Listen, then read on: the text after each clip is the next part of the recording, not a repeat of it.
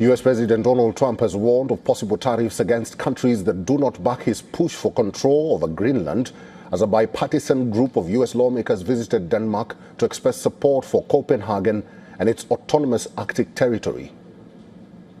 I wanted to say NATO has been dealing with us on Greenland. We need Greenland for national security very badly.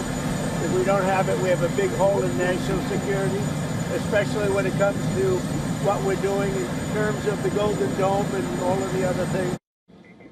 Speaking to reporters, Trump refused to say whether he's considering using force to take over the semi-autonomous territory of NATO ally Denmark.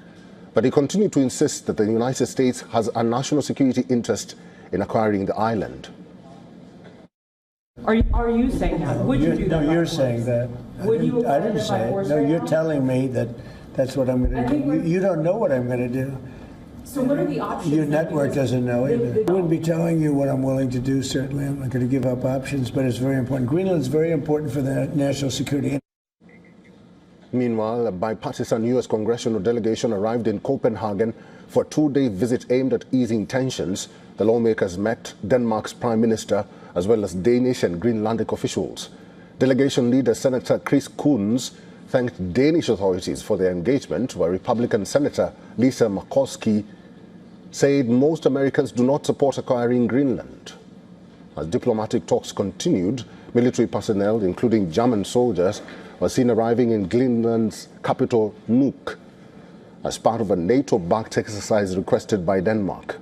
Several European countries have sent small contingents for reconnaissance missions under Denmark's Arctic Endurance Operation. Germany has sent 13 reconnaissance personnel. France has deployed 15 mountain warfare specialists. Sweden, Norway and Britain have sent small teams. However, Poland has drawn a red line, saying that it will not send troops. In a related development, video released by Danish Defense showed Danish F-35 fighter jets conducting air-to-air refueling with a French tanker aircraft over southeast of Greenland. Danish officials said the exercise focused on long-range operations and safe flying in extreme Arctic conditions. France has warned that if the United States seized Greenland from Denmark, it would trigger a wave of unprecedented consequences.